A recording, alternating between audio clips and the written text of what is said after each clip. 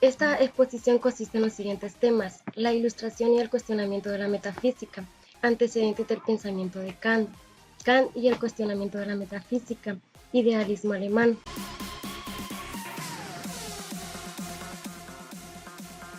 Bueno, para empezar, yo les voy a hablar sobre la ilustración y el cuestionamiento de la metafísica.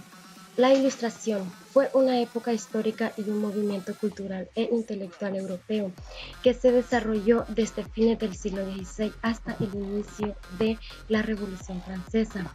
Fue denominado así por su declarada finalidad de disipar las tinieblas de la humanidad mediante las luces de la razón. El cuestionamiento de la metafísica. Hemos visto que las matemáticas y la física pueden formular juicios sintéticos y por ello alcanzan un conocimiento universal y necesario, un conocimiento científico.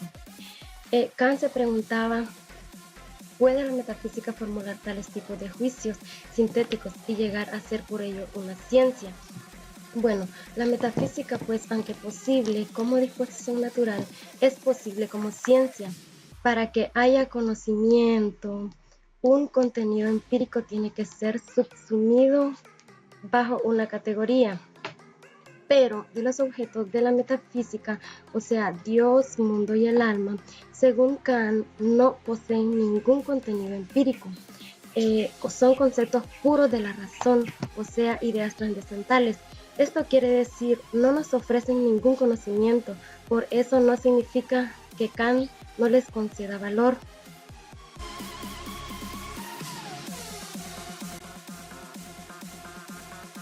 Antecedentes del pensamiento de Kant. Es uno de sus primeros escritos. Es Kant quien mejor resume la actitud intelectual del hombre ilustrado.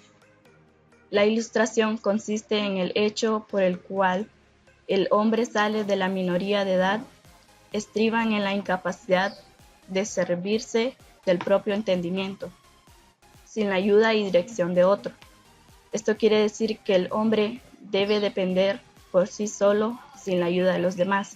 Uno mismo es culpable de esta minoría de edad cuando la causa de ella no yace en su efecto de entendimiento, sino en la falta de decisión y de ánimo para servirse con independencia de él, sino la ayuda de otros.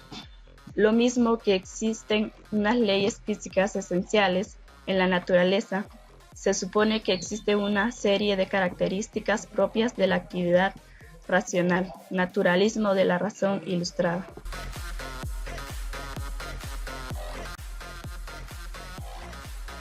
Kant y el cuestionamiento de la metafísica. La metafísica se define como lo que está más allá de lo físico.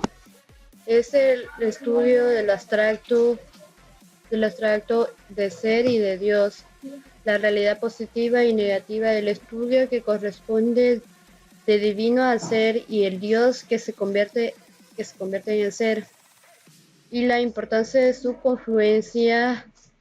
Entender que el hombre está hecho a imagen y semejanza de Dios, mas no por su carne o por la piel o por el tejido óseo, sino por su energía que proviene de Dios. Según Immanuel Kant, una afirmación es la metafísica. En su afirmación afirma algo sustancial o relevante sobre un asunto que por un principio escapa de toda posibilidad de ser experimentado por el ser humano.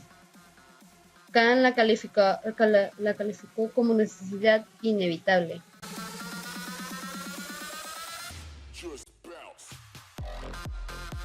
Bueno, yo les voy a seguir hablando sobre Kant y el cuestionamiento de la metafísica.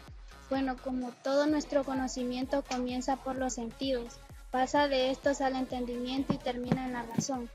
No hay en nosotros nada superior a esta para elaborar la materia de la intuición y someterla a la suprema unidad de pensar. El razonamiento consiste, pues, en enlazar juicios mediante la formulación de silogismos. La búsqueda de los principios últimos o leyes bajo los cuales se pueda comprender toda la realidad es llamada por Kant la búsqueda de lo incondicionado, ya que se supone que ese principio último es la condición de todos los fenómenos y a su vez no depende de ninguna otra causa, es decir, de ninguna otra condición.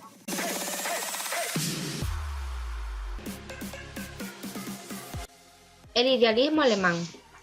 El idealismo alemán es una escuela filosófica que se desarrolló en Alemania a finales del siglo XVIII y comienzos del siglo XIX. Surgió a partir de la obra de Immanuel Kant en los años de 1780 y 1790, vinculado estrechamente con el romanticismo, la ilustración, el contexto histórico de la Revolución Francesa. Los principales pensadores del movimiento fueron, además del propio Kant, Fichte, Schelling y Husserl. Los tres últimos reaccionaron fuertemente al libro de la crítica de la razón pura de Kant. También ellos pertenecen a la escuela filosófica alemana. Las distintas variantes del idealismo alemán postulan distintos principios que modelan y conforman nuestra imagen del mundo de una manera determinada. La entidad en sí de lo real permanece en principio, aunque la reflexión permita aproximarse asintóticamente a un conocimiento más refinado en las teorías del idealismo subjetivo o trascendental.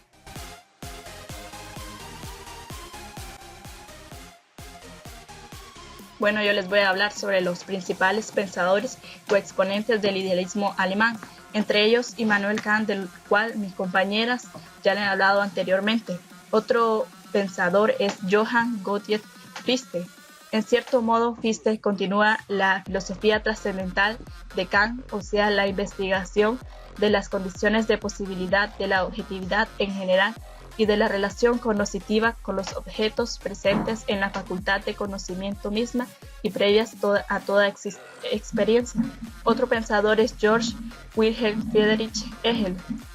Opina que todo lo real en su referencialidad ilimitadamente variada a otras cosas y en su condicionamiento por otras cosas es la manifestación de un incondicionado y que el conjunto de las cosas para nosotros cognoscible en lo esencial es expresión de la unidad puramente espiritual e infinita en sí de lo absoluto. Otro pensador es Friedrich Wilhelm Joseph Schelling. Opina que sobre lo absoluto no solo se puede especular, sino que es accesible inmediatamente en la intuición intelectual. Kant había tratado un tipo así de intuición, una visión espiritual.